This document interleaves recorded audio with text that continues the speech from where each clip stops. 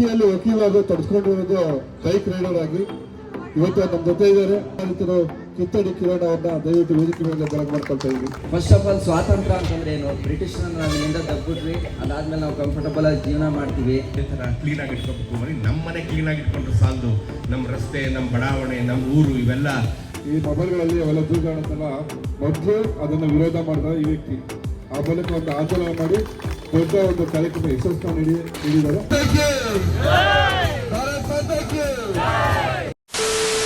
ನಮಸ್ಕಾರ KKF ಎಲ್ಲ ಹೆಂಗಿದ್ದೀರಾ? ಎಲ್ಲರೂ ಆರಾಮಾಗಿದ್ದೀರಾ ಅಂತ ಅನ್ಕೋತೀನಿ. ಎಲ್ರಿಗೂ ಕೂಡ ಆಗಸ್ಟ್ 15 ಸ್ವಾತಂತ್ರ್ಯ ದಿನಾಚರಣೆಯ ಶುಭಾಶಯಗಳನ್ನ ಹೇಳ್ಕೊಡ್ತಾ, ಇಲ್ಲೇ ನಮ್ಮ ಏರಿಯಾದ ಹತ್ರನೇ ಫ್ಲಾಗ್ ಹಾಸ್ಟ್ ನಡೀತಾ ಇದೆ. ಸೊ ಹಂಗಾಗಿ ಅಲ್ಲಿಗೆ ಹೋಗ್ತಾ ಇದ್ದೀನಿ. ನಮ್ಮ ಅಜಯ್ ಸರ್ ನಮಸ್ತೆ. ನಮಸ್ಕಾರ ಸರ್. ಅಜಯ್ ಸರ್ನ ನಾನು ಅನ್ಎಕ್ಸ್ಪೆಕ್ಟೆಡ್ ಆಗಿ ಇಲ್ಲಿ ಹೋಟ್ಲಲ್ಲಿ ಮೀಟ್ ಆಗಿತ್ತು. ಸ್ವಯಂ ಜಾಗೃತಿ ಹೆಸರು ಚೆನ್ನಾಗಿ ಜ್ಞಾಪಕ ಇತ್ತು. ನನಗೂ ಅಜಯ್ ಸರ್ಗೂ ಒಳ್ಳೆ ರ್ಯಾಪ್ ಬಿಲ್ಡ್ ಆಗಬೇಕು. ನಮ್ಮ ಮಾತುಕತೆನೇ ಬೇರೆ, ನಾವಿಬ್ರು ಮಾತಾಡ್ತಾ ಇದ್ರೆ. ಅದಕ್ಕೆ ನಾನು ಇವ್ರ ಪಾಪ ನನಗೆ ಇನ್ವೈಟ್ ಮಾಡೋಕ್ಕಿಂತ ಮುಂಚೆ ನಾನು ಹೇಳಿದೆ, ಸರ್ ಖಂಡಿತ ನಾನು ಬಂದೇ ಬರ್ತೀನಿ ಅಂತ. ನಾನು ನಿಮ್ಮೆಲ್ಲ ಟೀಮ್ಗೂ ಅಷ್ಟೇ ತುಂಬ ಥ್ಯಾಂಕ್ ಯು. ಯಾಕಂದರೆ ಒಳ್ಳೊಳ್ಳೆ ಡ್ರೈವ್ಗಳು ಮಾಡ್ತಾ ಇದ್ದೀರಾ. ಅದೇ ಸರ್ ಬೇಕಾಗಿದೆ. ನನಗೆ ಪರ್ಸ್ನಲ್ ಆಗಿ ಇಷ್ಟ. ನನಗೆ ಇನ್ನು ಮುಂದೆ ಸಕ್ರಿಯವಾಗಿ ಬರ್ತೀನಿ.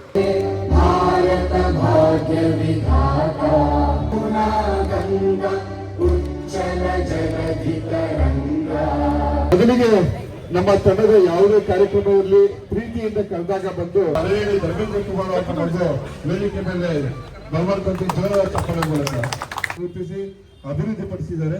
ಈ 50ಕ್ಕಿಂತ ವಿದ್ಯಾರ್ಥಿಗಳು, ಸಂಶೋಧಕರು ಹಾಗೂ ಸಾರ್ವಜನಿಕರಿಗೆ ಗುರುಗಳಾದಂತಹ ನೆಚ್ಚಿನ ರೇಣುಕಾ ಪ್ರೊಫೆಸರ್ ಅವರು ಕೂಡ ಆಗಿರ್ತಾರೆ. ಜೋರ ಚಪ್ಪಳ ಮೂಲಕ ನಾನು ಬರಮಾಡ್ಕೊಳ್ತಾ ಇದ್ದೀನಿ.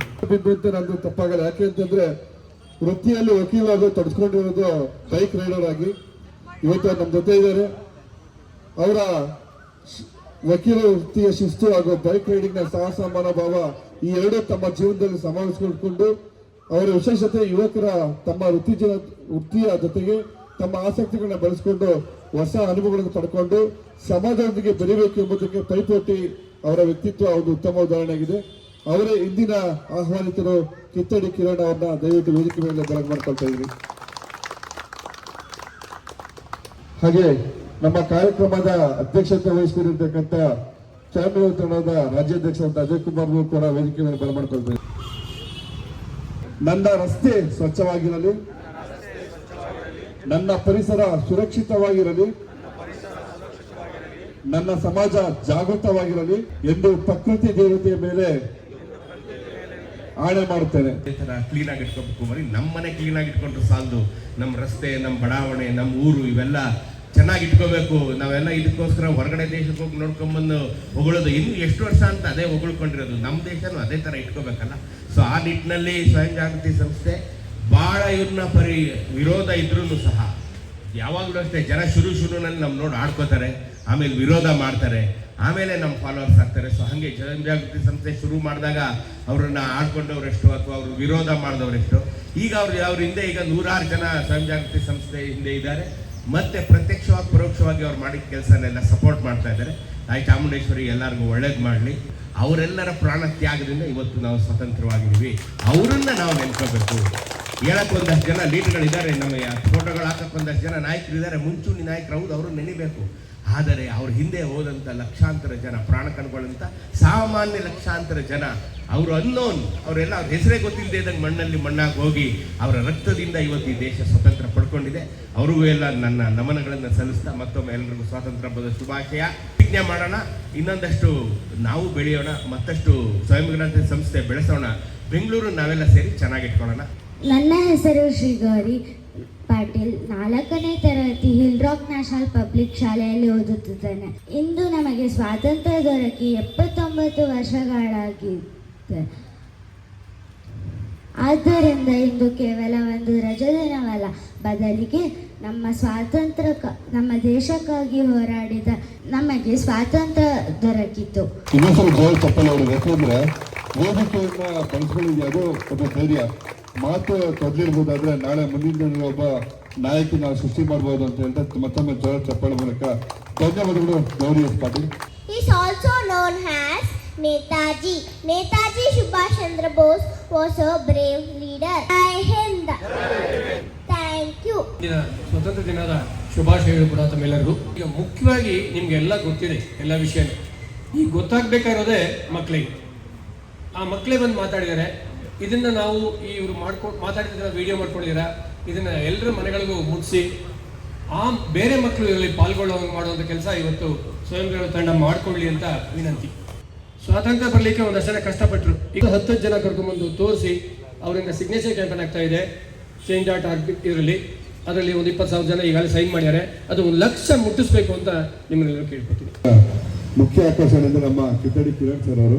ಯಾಕೆಂದ್ರೆ ಅವರು ಮಂಡ್ಯದಿಂದ ಚೀನಾ ಅಲ್ಲೂರು ತಿರುಗಾಡ್ಕೊಂಡು ಬಂದಿದ್ದಾರೆ. ನಮ್ಮ ದೇಶಕ್ಕೂ ಮತ್ತು ವಿದೇಶದಲ್ಲಿ ಇರ್ತಕ್ಕಂಥ ಪರಿಸ್ಥಿತಿಗಳ ಬಗ್ಗೆ ಅವ್ರು ಚೆನ್ನಾಗಿ ಹೇಳ್ಕೊಡ್ತಾರೆ. ಮತ್ತೆ ಮುಖ್ಯವಾಗಿ ಅವ್ರ ಬಗ್ಗೆ ಇನ್ನೊಂದು ವಿಚಾರ ಹೇಳ್ಬೇಕಂದ್ರೆ, ನೀವೆಲ್ಲರೂ ಜೂಜಾಡೋದು ನೋಡಿರ್ತೀರಲ್ಲ, ಈ ಮೊಬೈಲ್ಗಳಲ್ಲಿ ಅವೆಲ್ಲ ಜೂಜಾಡೋದನ್ನ ಮೊದಲು ಅದನ್ನು ವಿರೋಧ ಮಾಡಿದ ಈ ವ್ಯಕ್ತಿ. ಆ ಮೂಲಕ ಒಂದು ಆಂದೋಲನ ಮಾಡಿ ದೊಡ್ಡ ಒಂದು ಕಾರ್ಯಕ್ರಮ ಯಶಸ್ಸನ್ನು ನೀಡಿದ್ದಾರೆ. ಈಗ ಅವ್ರನ್ನ 2 ಮಾತು ಕೇಳೋಣ ಬನ್ನಿ. ಸ್ವಾತಂತ್ರ್ಯ ದಿನಾಚರಣೆ ಶುಭಾಶಯಗಳನ್ನ ತಿಳಿಸ್ಕೊಡ್ತಾ, ಫಸ್ಟ್ ಆಫ್ ಆಲ್ ಸ್ವಾತಂತ್ರ್ಯ ಅಂತಂದ್ರೆ ಏನು? ಬ್ರಿಟಿಷ್ನ ನಾವು ಇಲ್ಲಿಂದ ದಬ್ಬಿಟ್ವಿ, ಅದಾದ್ಮೇಲೆ ನಾವು ಕಂಫರ್ಟಬಲ್ ಆಗಿ ಜೀವನ ಮಾಡ್ತೀವಿ, ದೊಡ್ಡ ದೊಡ್ಡ ಡೆವಲಪ್ಮೆಂಟ್ ಆಗುತ್ತೆ, ಬಿಲ್ಡಿಂಗ್ಗಳಾಗುತ್ತೆ, ಇಷ್ಟನ್ನೇ ನಾವು ಸ್ವಾತಂತ್ರ್ಯ ಅಂತ ಅನ್ಕೊಂಡ್ಬಿಡ್ತೀವಿ. ನನ್ನ ಪ್ರಕಾರ ಏನಾದರೂ ಕೇಳೋದಾದರೆ ನಿಜವಾದ ಸ್ವಾತಂತ್ರ್ಯ ಯಾವುದು ಅಂತಂದರೆ ಎಲ್ಲರೂ ಆರೋಗ್ಯವಾಗಿರೋದು. ಸೊ ಯಾಕೆ ಈ ಮಾತನ್ನ ಹೇಳ್ತಾ ಇದ್ದೀನಿ ಅಂತಂದರೆ, ಈಗ ನೋಡಿ ನಮ್ಗೆ ಇಷ್ಟು ವರ್ಷ ಸ್ವಾತಂತ್ರ್ಯ ಸಿಕ್ಕಿದ್ರೂ ಕೂಡ ನಾವೆಲ್ಲರೂ ಒಂದು ಟ್ರಿಪ್ ಮಾಡಬೇಕು ಅಂತಂದರೆ ಯಾವುದಾದ್ರೂ ಒಂದು ಹೊರದೇಶಕ್ಕೆ ಹೋಗ್ತೀವಿ, ಅಲ್ಲಿ ಹೋಗ್ಬಿಟ್ಟು ಒಳ್ಳೊಳ್ಳೆ ಫೋಟೋಗಳನ್ನ ಹಾಕ್ಬಿಟ್ಟು ಸೋಷಿಯಲ್ ಮೀಡಿಯಾದಲ್ಲಿ ಪೋಸ್ಟ್ ಮಾಡ್ತೀವಿ. ಏನಕ್ಕೆ ಅಂತಂದರೆ ಆ ದೇಶಗಳೆಲ್ಲ ಕ್ಲೀನಾಗಿದೆ. ನಾನು ಈಗ ಒಂದು ಇಲ್ಲ ಅಂತಂದರೆ 23 ಇಂದ 24 ಕಂಟ್ರೀಸ್ಗಳನ್ನ ಬೈಕಲ್ಲಿ ಟ್ರಾವೆಲ್ ಮಾಡಿದ್ದೀನಿ. ಅಲ್ಲಿ ನನಗೆ ಗೊತ್ತಾಗಿದ್ದೇನು ಅಂತಂದರೆ ಕ್ಲೀನ್ನೆಸ್ಸು. ನಾವು ತುಂಬ ದೂರಕ್ಕೆ ಹೋಗೋದು ಬೇಡ, ಅಥವಾ ಸಿಕ್ಕಾಪಟ್ಟೆ ಡೆವಲಪ್ಮೆಂಟ್ ಆಗಿರೋ ಕಂಟ್ರಿಗಳನ್ನ ಲೆಕ್ಕ ಹಾಕೊಳ್ಳೋದು ಬೇಡ. ನಮ್ಮ ಪಕ್ಕದಲ್ಲಿರೋ ಪುಟಾಣಿ ಶ್ರೀಲಂಕಾ, ನೀವು ಅಲ್ಲಿ ನೋಡಿದ್ರೆ ಅವ್ರದ್ದು ಕಸದ ಮ್ಯಾನೇಜ್ಮೆಂಟ್ ಆಗಿರ್ಬೋದು. ಈಗ ನಮ್ಗೆ ಇಲ್ಲೂ ಕೂಡ ಒಂದಷ್ಟು ಕಸ ಕಾಣಿಸುತ್ತೆ, ಶ್ರೀಲಂಕಾದಲ್ಲಿ ಅದು ಕಾಣಿಸಲ್ಲ. ಮೊನ್ನೆ ನೇಪಾಳ ಹೋಗಿದ್ದೆ, ಚೈನಾ ಬಾರ್ಡ್ರ್ವರೆಗೂ ಕೂಡ ಹೋಗಿದ್ವಿ, ಅಲ್ಲೂ ಕೂಡ ಒಂದು ಕಡೆನೂ ಕೂಡ ಕಸ ಅನ್ನೋದು ಕಾಣಲ್ಲ. ಬಟ್ ನಮ್ಮಲ್ಲಿ ಯಾಕೆ ಇದು ಕಸ ಅನ್ನೋದು ಇಷ್ಟೊಂದು ನ್ಯೂಟ್ರಲ್ ಆಗಿಬಿಟ್ಟಿದೆ? ನಮಗೆ ಕಸ ಅಂತಂದರೆ ಅದು ಕಸ ಅದರಲ್ಲೇ ಇರುತ್ತೆ, ಆ ಥರ ಆಗಿಬಿಟ್ಟಿದೆ. ಸೊ ನಮ್ಮ ಭಾರತದಲ್ಲಿ ಪ್ರಾಬ್ಲಮ್ ಏನಾಗಿರೋದು ಅಂತಂದರೆ ಚಲ್ತಾ ಹೇ ಅನ್ನೋ ಒಂದು ಆಟಿಟ್ಯೂಡ್ ಇದೆ. ನಡೆಯುತ್ತೆ ಬಿಡು. ಯಾವತ್ತು ನಾವು ಈ ನಡೆಯುತ್ತೆ ಬಿಡು ಅನ್ನೋ ಆಟಿಟ್ಯೂಡನ್ನು ತೆಗೆದುಹಾಕಿ ಇದು ಹಿಂಗೆ ನಡಿಬೇಕು ಅಂತ ಡಿಸೈಡ್ ಮಾಡ್ತೀವೋ ಆವತ್ತು ಮಾತ್ರ ದೇಶ ಉದ್ಧಾರ ಆಗಕ್ಕೆ ಸಾಧ್ಯ, ಕ್ಲೀನಾಗಿ ಇರೋಕ್ಕೆ ಸಾಧ್ಯ ಅಂತ ನನಗನ್ಸುತ್ತೆ. ಎರಡನೇದು, ನಾನು ಯೂಶ್ವಲಿ ಎಲ್ಲೂ ಈ ಥರ ಹೊರಗಡೆಗೆ ಬರೋಕ್ಕೆ ಹೋಗಲ್ಲ. ನಾನೊಂದು ಸ್ವಲ್ಪ ಒಬ್ಬನೇ ಇರೋಕ್ಕೆ ಇಷ್ಟಪಡೋಂಥ ವ್ಯಕ್ತಿ. ಬಟ್ ನಾದರೂ ಸ್ವಯಂ ಜಾಗೃತಿ ಸೇವಾ ಟ್ರಸ್ಟ್ಗೆ ನಾನು ಒಂದು ಕೈ ಜೋಡಿಸ್ಬೇಕು ಅಂತ ಅಂದ್ಕೊಳ್ಳೋಕ್ಕೆ ಮೊದಲನೇ ಕಾರಣ ಯಾರು ಅಂತಂದರೆ ಧರ್ಮೇಂದ್ರ ಸರ್. ಏಕೆ ಅಂತಂದರೆ ನಮಗೆ ಇದ್ರ ಬಗ್ಗೆ ಗೊತ್ತಾಗಿದ್ದು ವಿಚಾರಗಳು ನೋಡಿ, ಪ್ರಪಂಚದಲ್ಲಿ ತುಂಬ ವಿಚಾರಗಳಿರುತ್ತೆ, ಆದರೆ ಅದು ಸರಿಯಾದ ವ್ಯಕ್ತಿಗಳ ಕೈಯಲ್ಲಿ ಹೋದಾಗ ಆ ವಿಚಾರದ ಮೇಲೆ ಇರೋಂಥ ಟ್ರಸ್ಟು ಇನ್ನು ಡಬಲ್ ಆಗುತ್ತೆ.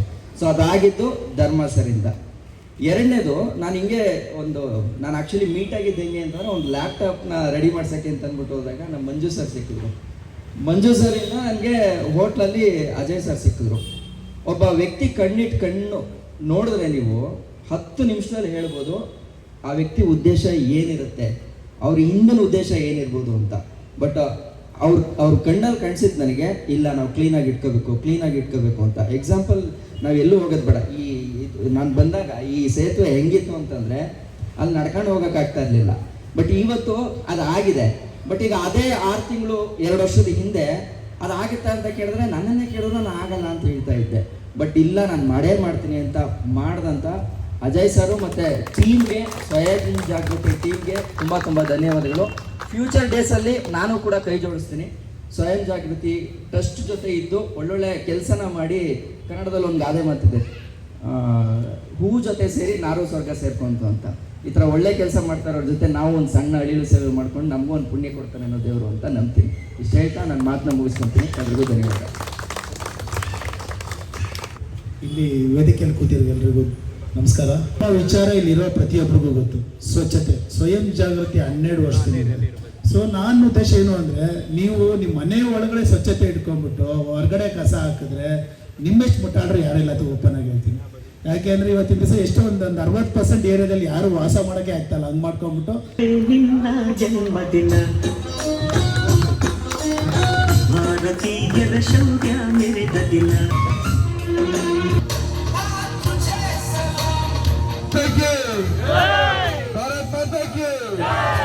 ಸೊ ನೋಡಿದ್ರಲ್ಲ, ಇದಿಷ್ಟು ಆಗಿತ್ತು ನನ್ನ ಸ್ವಾತಂತ್ರ್ಯ ದಿನಾಚರಣೆ ಒಂದು ಪ್ರೋಗ್ರಾಮ್. ಈ ಪ್ರೋಗ್ರಾಮ್ಗೆ ಹೋಗೋಕ್ಕೆ ಲಿಟ್ರಲಿ ನಾನು ಯಾಕೆ ಇಷ್ಟೊಂದು ಉತ್ಸಾಹಕ್ಕೆ ಹೋಗಿದ್ದೆ ಅಂತಂದರೆ, ನನಗೆ ಈ ಸ್ವಯಂ ಜಾಗೃತಿ ಸೇವಾ ಟ್ರಸ್ಟ್ ಏನಿದೆಯೋ ಅದರದ್ದು ಆಲ್ಮೋಸ್ಟ್ ಒಂದು 2 ವರ್ಷದ ಹಿಂದೆನೇ ಗೊತ್ತಾಗಿತ್ತು. ಯಾರಿಂದ ಅಂತಂದರೆ ಅದು ನಮ್ಮ Dharmendra ಸರಿಂದ. So Dharmana civil engineering ದುಬೈಯಲ್ಲಿ ಕೆಲಸ ಮಾಡಿರ್ತಾರೆ. ಅದಾದಮೇಲೆ ಬಂದು ನಮ್ಮ ಒಂದು ನೆಲೆಯ ಇತಿಹಾಸಗಳನ್ನು ಅಷ್ಟು ಚೆನ್ನಾಗಿ ಅದ್ಭುತವಾಗಿ ಜನಗಳಿಗೆ ತೋರಿಸೋಂಥ ಪ್ರಯತ್ನ ಮಾಡಿದ್ದಾರೆ. ಸೊ ಹಾಗಾಗಿ ನಾನು ಕೂಡ ಅವ್ರಿಗೊಬ್ಬ ದೊಡ್ಡ ಫ್ಯಾನ್. ಅನ್ಎಕ್ಸ್ಪೆಕ್ಟೆಡ್ ಅವ್ರು ಬಂದಿರೋದು ಇವತ್ತು ಆ ಪ್ರೋಗ್ರಾಮಲ್ಲಿ ಸಡನ್ನಾಗಿ ಅವ್ರು ಬಂದಿದ್ದು ನನಗೊಂಥರ ಖುಷಿ ಆಯಿತು. ಆ್ಯಂಡ್ ನನ್ನನ್ನು ಈ ಪ್ರೋಗ್ರಾಮ್ಗೆ ಕರೆದಂಥ ಸ್ವಯಂ ಜಾಗೃತಿ ಸೇವಾ ಟ್ರಸ್ಟ್ಗೆ ತುಂಬ ಧನ್ಯವಾದಗಳನ್ನ ಹೇಳ್ಕೊತೀನಿ. ಆ್ಯಂಡ್ ಜೊತೆಗೆ ನಿಮ್ಮ ಟೀಮು ಫುಲ್ ಏನಿದೆಯೋ ನಿಮ್ಮೆಲ್ರಿಗೂ ಕೂಡ ಇನ್ನೂ ಹೆಚ್ಚು ಒಳ್ಳೆ ಕೆಲಸಗಳನ್ನು ಮಾಡೋಷ್ಟು ದೇವರು ಶಕ್ತಿ ಕೊಡಲಿ ಅಂತ ಕೇಳ್ಕೊತೀನಿ. ಕೊನೆಯದಾಗಿ ಈ ಒಂದು ಸ್ವಾತಂತ್ರ್ಯ ದಿನಾಚರಣೆ ದಿನ ನಿಮ್ಮಲ್ಲಿ ವಿಡಿಯೋ ನೋಡ್ತಾ ಇರೋರಲ್ಲಿ ಒಂದು ರಿಕ್ವೆಸ್ಟ್ ಮಾಡ್ಕೊತೀನಿ. ಅದೇನು ಅಂತಂದರೆ, ಸ್ವಯಂ ಜಾಗೃತಿ ಸೇವಾ ಟ್ರಸ್ಟ್ ಅವರು ತುಂಬ ಒಳ್ಳೊಳ್ಳೆ ಕ್ಲೀನಿಂಗ್ ಡ್ರೈವ್ ಕೆಲಸಗಳನ್ನು ಮಾಡ್ತಾ ಇದ್ದಾರೆ. ಅದರಲ್ಲಿ ಈಗ ಒಂದು ಇನಿಷಿಯೇಟಿವ್ನ ತೊಗೊಂಡಿದ್ದಾರೆ. ಅದೇನು ಅಂತಂದರೆ, ಟೂರಿಸಂ ಪ್ಲೇಸ್ಗಳಲ್ಲಿ ಪ್ಲಾಸ್ಟಿಕ್ಗಳನ್ನ ಬ್ಯಾನ್ ಮಾಡಬೇಕು ಅಂತ. ಎಷ್ಟೋ ದೇಶಗಳಲ್ಲಿ, ಎಷ್ಟೋ ರಾಜ್ಯಗಳಲ್ಲಿ, ನಮ್ಮ ಕೇರಳ, ತಮಿಳುನಾಡು ಈ ಥರ ರಾಜ್ಯಗಳಲ್ಲಿ ಈ ಥರ ಟೂರಿಸಂ ಪ್ಲೇಸ್ಗಳಲ್ಲಿ ಪ್ಲಾಸ್ಟಿಕ್ ಬಾಟ್ಲ್ಗಳನ್ನೇ ಬ್ಯಾನ್ ಮಾಡಿದ್ದಾರೆ. ಹಂಗಿರ್ಬೇಕಾದ್ರೆ ನಮ್ಮ ರಾಜ್ಯದಲ್ಲಿ ಇದು ಆಗಬಾರ್ದು ಅನ್ನೋದು ಒಂದೇ ಒಂದು ಉದ್ದೇಶನ ಇಟ್ಕೊಂಡು ಪ್ಲಾಸ್ಟಿಕ್ ಫ್ರೀ ಟೂರಿಸಂ ಅಂತ ಹೇಳಿ ಒಂದು ಡ್ರೈವ್ನ ಮಾಡ್ತಾ ಇದ್ದಾರೆ. ಸೊ ಇದರ ಒಂದು ಲಿಂಕ್ನ ಕೂಡ ನಾನು ಇಲ್ಲಿ ಹಾಕ್ತೀನಿ, ನೀವು ನೋಡ್ಬೋದು. ಫೋಟೋನ ಸ್ಕ್ಯಾನ್ ಮಾಡಿದ್ರೆ ನೀವು ಈ ಒಂದು change.org ಅಲ್ಲಿ ಒಂದು ಪಿಟಿಷನ್ಗೆ ಸೈನ್ ಮಾಡಬೇಕಾಗಿರುತ್ತೆ. ನಮಗೆ ಮಿನಿಮಮ್ 25,000 ಪಿಟಿಷನ್ ಬೇಕೇ ಬೇಕು ಇದನ್ನು ಮಾಡಬೇಕು ಅಂತಂದರೆ. ನೀವೆಲ್ಲರೂ ಕೂಡ ಇಂಥ ಒಂದು ಅದ್ಭುತವಾದ ದಿನದಲ್ಲಿ ಈ ಒಂದು ಅಭಿಯಾನಕ್ಕೆ ಕೈ ಜೋಡಿಸ್ತಾರೆ ಅಂತ ಭಾವಿಸ್ತಾ ಆದಷ್ಟು ಬೇಗ ಎಲ್ಲರೂ ಕೂಡ ಮಾಡಿ. ಆ್ಯಂಡ್ ಜೊತೆಗೆ ನಿಮ್ಮ ಸೋಷಿಯಲ್ ಮೀಡಿಯಾದಲ್ಲೂ ಕೂಡ ಹಂಚ್ಕೊಳ್ಳಿ ಅಂತ ಹೇಳ್ತಾ, ಆ್ಯಂಡ್ ಜೊತೆಗೆ ಈ ಪ್ರೋಗ್ರಾಮ್ಗೆ ನನ್ನನ್ನು ಇನ್ವೈಟ್ ಮಾಡಿದಂಥ ಎಲ್ಲ ಸಹೃದಯಗಳಿಗೂ ಧನ್ಯವಾದಗಳನ್ನ ಹೇಳ್ಕೊಳ್ತಾ, ನಿಮಗೆ ಈ ಇನಿಷಿಯೇಟಿವ್ ಬಗ್ಗೆ ಏನು ಅನ್ನಿಸ್ತು ಕಮೆಂಟ್ ಮಾಡಿ ತಿಳಿಸಿ. ಇಷ್ಟು ಹೇಳ್ತಾ ನಾನು ನಿಮ್ಮ ಕಿತ್ತಡಿ ಕಿರಣ್. ಜೈ ಹಿಂದ್, ಜೈ ಕರ್ನಾಟಕ ಮಾತೆ.